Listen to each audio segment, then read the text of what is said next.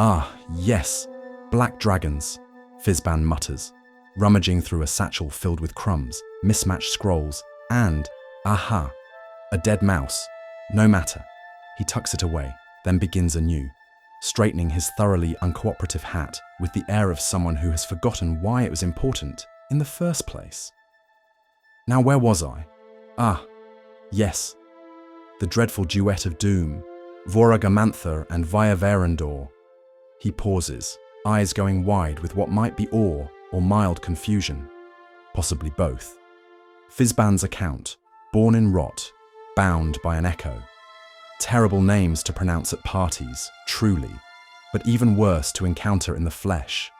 Twins, in a manner of speaking, though black dragons do not share well, even with themselves, hatched in the festering heart of the Meher jungles, where the trees sweat rot and the shadows whisper curses. Their eggs, you see, throbbed with malevolence like pustules on the face of a fevered world. Oh dear, that's a bit graphic, isn't it? He waves a hand dismissively, causing one of the canaries on his shoulder to chirp and flutter its wings.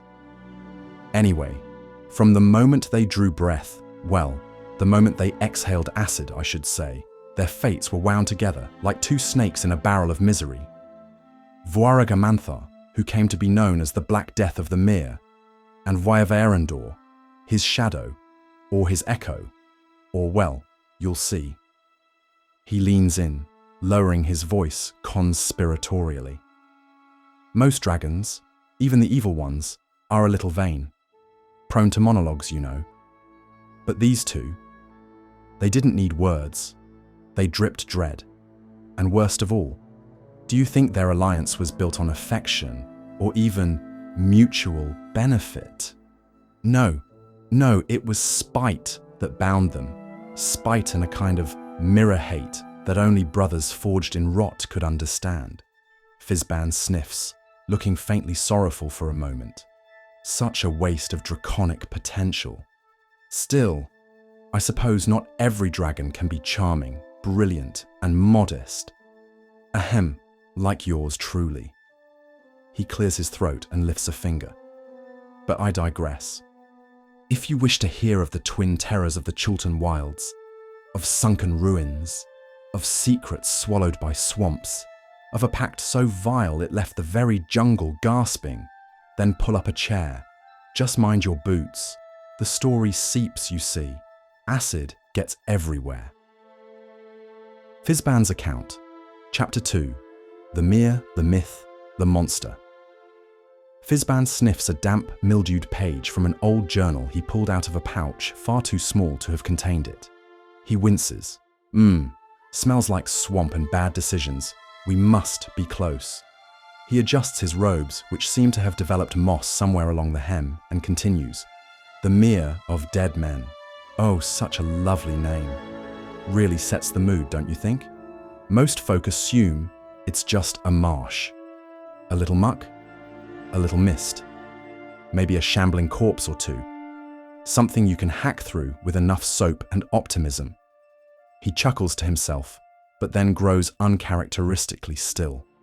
The canaries fall silent. But no. The Mere is a graveyard dreaming of breath. It remembers everything, forgotten oaths, every scream, every step that dared disturb it. And deep within that drowning memory, the Black Brothers found their stage.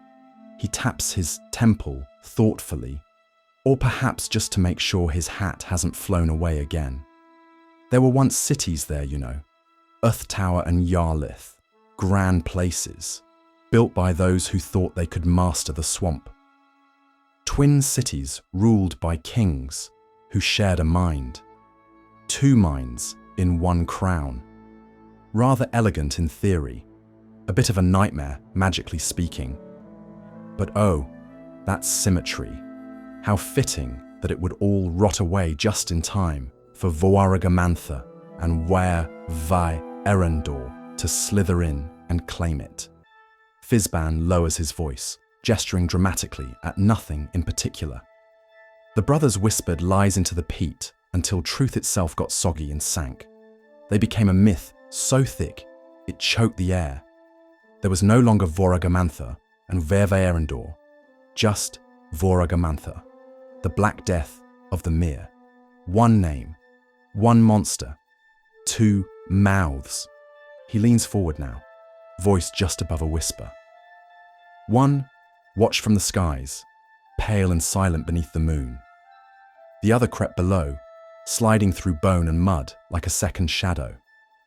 And when adventurers came seeking glory, or worse, answers, the brothers didn't just seek to kill them. Oh no. They left riddles in blood, armor arranged like prophecy, bones that screamed lies, hordes salted with curses. Fizban sighs, brushing a bit of imagined moss from his sleeve. Some tell false tales that they were simply defending their lair, but the truer tale would be they were cultivating a legend, feeding it, letting it bloom like black mold in the soul of the swamp. Druids refused to walk there. Clerics tried to bless the land, only to watch it swallow the light. Bards sang of a dragon that was everywhere and nowhere, whose voice slithered inside your skull and told you truths you should never have known. He pauses, then adds brightly, "Of course, I once tried to reason with them. Dragons, you know. We do so love conversation, but they weren't interested. Something about the beauty of drowning empires and history as poison. Very dramatic, very muddy." Fizban straightens his hat, as if that might keep away the memory of the Mere. Chapter 3 of Crowns and Carrion. Fizban shuffles through a clutch of scrolls tied with old string and... Is that sinew? He squints at one, tilts his head, then casually tosses it behind him. No, too many tentacles. Not this one. Another scroll emerges, this one damp and faintly glowing. Fizban smiles, though his eyes betray unease. Ah, this tale, the cult of the crowned mire. A charming little mess of necromancy, delusion, and poor decision-making. My favourite. He perches on a rock, or perhaps it's a petrified toad, and sighs deeply. The cult of the dragon. You know the type. Never met a rotting relic they didn't want to marry. They heard whispers of the Black Death in the Mere and came crawling like barnacles to a shipwreck. He pauses and waggles a finger. But here's the thing about worshipping evil dragons. They're rarely what you think they are. Especially these two. His voice lowers, touched with something almost like pity. Voaraghamanthar and Waervaerendor welcomed them, accepted their bone offerings and blood songs with all the grace of a slow poison. The cult believed they were guiding the twins toward Dracolichdom, toward a glorious, deathless godhood beneath Tiamat's terrible wings. Fizban scoffs. A misunderstanding from the cult of the dragon, with their focus too narrow. They thought themselves the ones in control. But the real truth, the dragons were shaping them. He raises his staff and draws a lazy spiral in the air, a canary fluttering up to perch atop it. Voaraghamanthar became the silent deity of the mire, a god with no voice, only a still presence, a shadow that watched. Waervaerendor, cleverer by far, slipped into their dreams like a fever. He gave them visions soaked in rot and false prophecy. They thought they were conduits. In truth, they were kindling, fuel for a deeper fire. He leans in with a knowing smile. You see, the twins had found whispers of something far older than Dracolicious. Older than Tiamat, perhaps. The twin crowns of Murmuran, relics of an ancient empire where two kings ruled with shared thought, twin minds in perfect accord. Sound familiar? Fizban raises both brows expectantly. They craved it. Unity without trust, dominion without dialogue, a symphony of one mind in two throats. He frowns. Of course, The cult helped, though not as they expected. The high priestess, Lyra of the Veiled Bone, eventually found one of the crowns, buried with drowned King Harnal, who, funny story, once tried to ban rain. That didn't work out in the way Harnal expected. Fizban clears his throat. Lyra sacrificed her own brother to awaken the artifact. Blood, rune, crown, all of it beautifully ghastly. The crown rose from the mire similar to a moss-covered halo and whispered to the twins in a language lost to gods. And it called to the Black Dread. He sits back, eyes distant.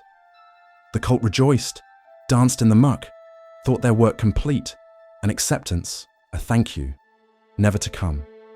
Fizban's voice lowers again, grave now. And so the cult faded, one by one, their thoughts drained, their wills dissolved. Some still walk the mere, I'm told, hollowed out and humming with songs they do not understand. He claps his hands and grins, though the mirth doesn't quite reach his eyes. Chapter 4. The Masquerade of Mead. Fizban plucks a honeycomb from his sleeve, sticky, half-crushed, and quite possibly magical. He peers at it fondly. Ah, mead, sweet, golden, deceptive little delight. I once spent a summer in a halfling village drinking nothing but mead. Woke up in winter with a beard full of bees and a letter of engagement from a barmaid who may have been a goat. But I digress. He gives the comb a sniff, grimaces and tosses it over his shoulder. A canary swoops in to snatch it midair. Now then, West Harbour, a sleepy border village nestled on the fringe of the Mere of Dead Men, like a half-dreamed thought someone forgot to finish. Their pride? A very particular brew, harvest mead. Alchemical, moonlit, floral, with a ghostly nose. Literally, the flowers only bloom where the dead have wept into the earth. Very specific vintage.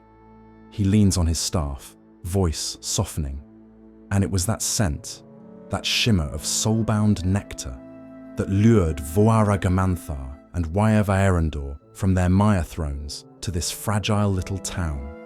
Fizban's eyes twinkle with amusement and warning. They came veiled, cloaked in glamours and fog, smiles polished like river stones. They promised protection, an end to the disappearances, an end to fear. And dear Laszlo Buckman, mayor, merchant, master of misplaced spine, welcome them. He tithed the mead to them, a pact spoken in the old tongue beneath a ring of dead frogs. Lovely ambience. He frowns, but here's the thing about dragons, especially those dragons. They don't do charity, and they never forget. Fizban's voice drops low. One shipment lost, one storm-battered caravan swallowed by the swamp, and the dragons removed its heart. Tarmus, the village wizard. Adventurer once, wardkeeper still. Gone in the night, his protections failed, his familiar drowned in its own bowl, and in his place, Waervaerendor returned, dressed in his skin. He shudders.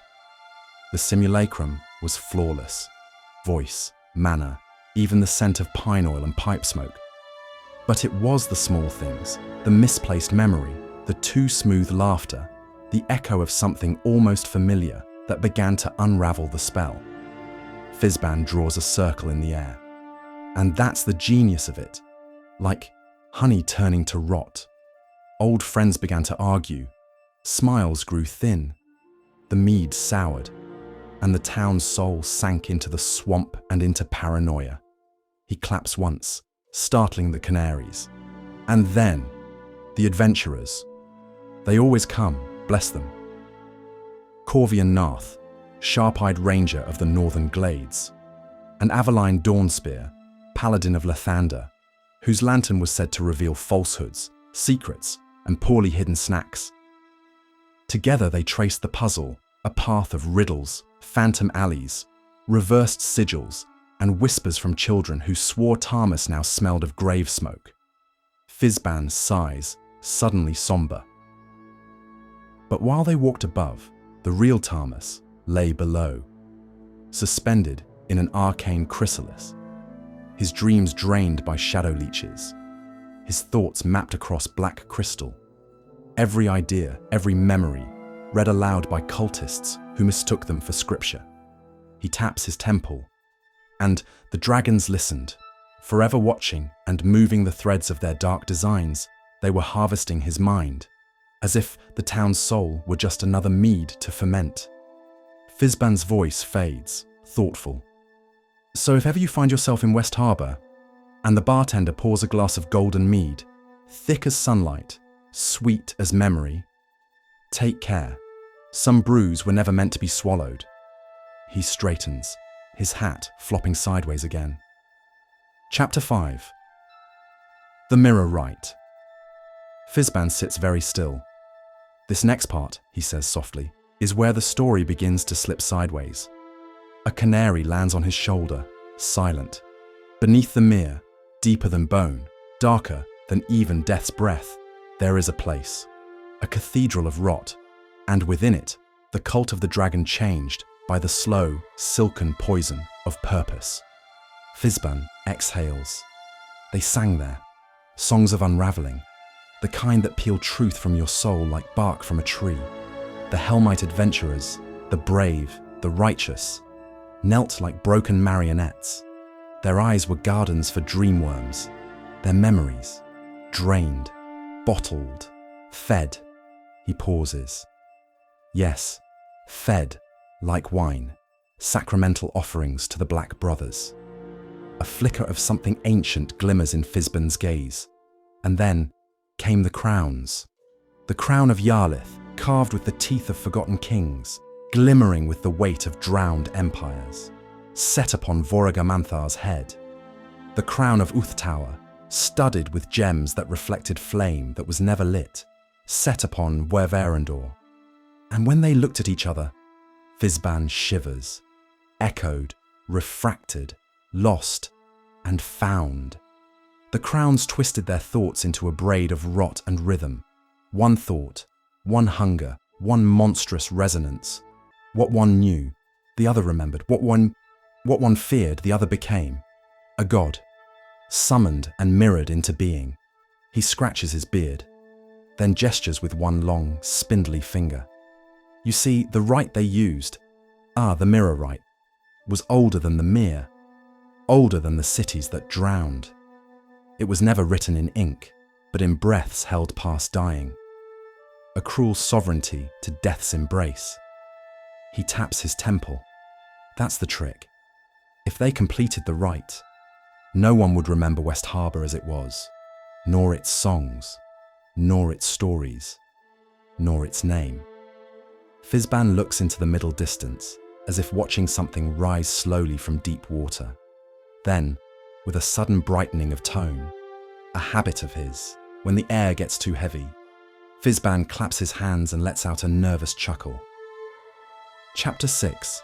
The Swallowing of West Harbour. Fizban's eyes grow dim. He lifts a cracked, dust-flecked scroll with shaking fingers. Around him, even his ever-chirping songbirds fall quiet.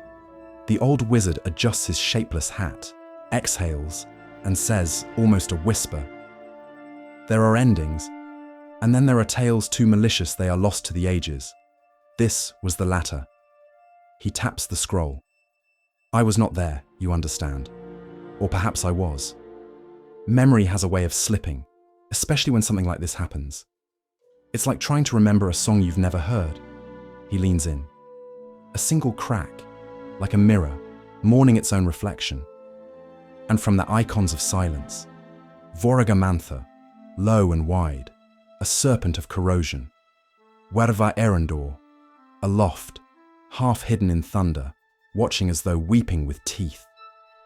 A flick of Fizban's finger sets a blue flame dancing at the scroll's edge. West Harbour, he says, that brave, half-forgotten little town, didn't burn. It forgot itself. He frowns. Reflections blinked before their owners. Mead, once sweet as summer, turned bitter in the cask. Torches died without a whisper. And the villagers, their memories slipped like water through fingers. Elders wept for no reason. Children called for names that had never belonged to their parents. He sighs, deep and long. And beneath it all, two heroes remembered.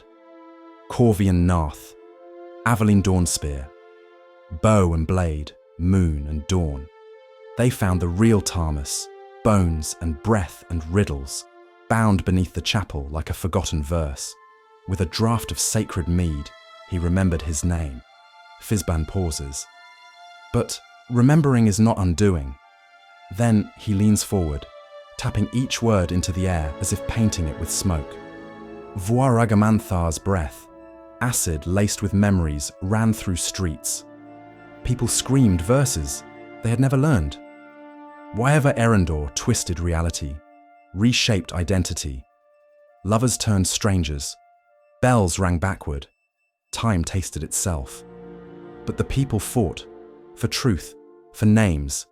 Aveline's shield bore the last prayer of her mentor. Corvian's arrows carried moonlight and memory. Each blow rewrote what was being lost. Every wound carved a name back into the world. His voice drops. In the end, the twins broke. Shadow bled. Acid rained. They screamed as one. Two voices fused by the crowns, by the rite, by the mirror of godhood. And they fled, dragging with them the second crown, and a bleeding shard of West Harbour's soul.